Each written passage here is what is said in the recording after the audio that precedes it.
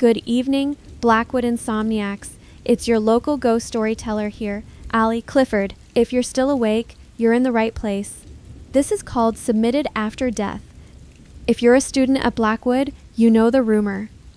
It circulates every semester, usually around finals. Certain professors, the older ones, the strict ones, will not grade an assignment submitted at exactly midnight.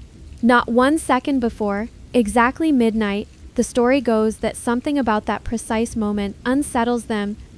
That over the years they've seen too many submissions come through at 1:12 on, not 11:59, not 12 on 1, but the very turn of the hour, and that some of those submissions were not from the students whose names were on them. Most people hear this and roll their eyes.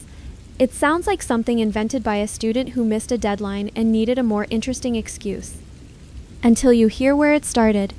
Professor Edmund Hale had been teaching literature at Blackwood University for longer than most of his current students had been alive. He wasn't beloved exactly.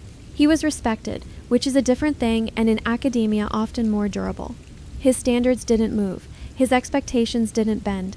Students who came into his courses, hoping for leniency, generally left with a clearer understanding of the word discipline. He wasn't cruel about it. He simply believed that work either met the standard or it didn't, and that the feelings of the person who produced it were not a relevant factor in that determination. In 30 years, he had seen everything, and he had developed an instinct for good writing, something he trusted completely. Which is why, when he opened the essay on a Tuesday evening in October and read the first paragraph, he stopped, and then he read it again. It had been submitted at 11:59 p.m. 1 second before the deadline, as though the student had known exactly how much time remained and had used every last fraction of it. The essay was on the literature of grief, on the way language reaches for what it cannot hold. The argument was clean and assured. It was, by any measure, exceptional work. Professor Hale recognized the work and which student it came from. Quiet, self-contained, one of the students he had, without ever saying so, expected great things. He opened his grade book to mark the submission received and looked for the student's name, and then he stopped because 3 days earlier he had signed a condolence card. This student has died. He assumed an administrative error at first. Submissions sometimes came through after a student's record had been flagged, a lag in the system, something processed out of order. He forwarded the submission to the registrar's office with a note of inquiry and thought no more about it. Until the second assignment arrived, it came through a different portal, a different course, a different department. A colleague mentioned it to Hale in passing about a student who sadly passed, but they still received assignments submitted after the student passed. She had forwarded it to the registrar as well. It was, she added, the best essay she had received all semester. The registrar's office sent back a form letter. The submission had been received. There was no record of how. A third assignment arrived 3 weeks later, then an exam response, then 2 more essays over the following month. Then in the spring semester, dissertation chapters, submitted not all at once but one at a time, at intervals as if the work was still being done, as if whoever was producing it needed time between chapters, time to think, time to get it right. Each piece of work bore the same name. Each was submitted with 1 second remaining before the deadline, and each without exception was better than the last. Professor Hale, by this point, had stopped forwarding things to the registrar. He graded them. He told himself it was the principle of the thing that work of that quality deserved to be assessed regardless of the circumstances surrounding its submission. He told himself this often enough that it almost sounded like a reason. The IT department was eventually brought in by another professor who was less comfortable leaving things unexamined. They spent 3 weeks looking. No login credentials had been used to access the submission portals. No account associated with the student's university ID had been active since the week before the death.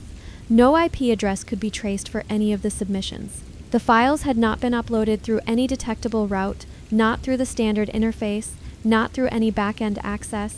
They simply appeared in the correct folders, at the correct times, time-stamped always at 11:59. It was Professor Hale who found the older records. It wasn't something he set out to do. It began as something else, an instinct he followed. He went into the archived grade books, the ones that predated the digital submission system, and he looked at the years when a student had died mid-semester. The pattern was not hard to find once he was looking for it. Every year, with a consistency the records bore out across decades, a dead student finished their degree. Not many. One, sometimes two in a difficult year. Always a student who had been close to completion. Work always submitted on time. In the years before electronic submission and handwritten pages that appeared in a professor's in-tray or slid under office doors with no witness to their arrival. Always exceptional. Professor Hale sat in his office for a long time after he understood what he was looking at.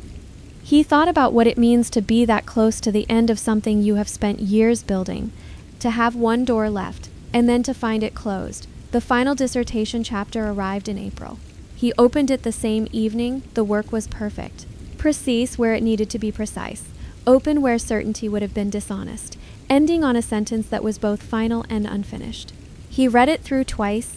Then he turned to the title page. In all the previous chapters, the title page had been plain and functional, name and date, nothing more. This chapter had a dedication. A single line. For my father, I promised him I would graduate. Professor Hale held that page for a long time. Then he took out the graduation approval form, which he had no particular authority to complete on his own, and he completed it anyway. He wrote the student's name. He signed his own. He dated it and placed it in the outgoing mail tray and did not consult anyone.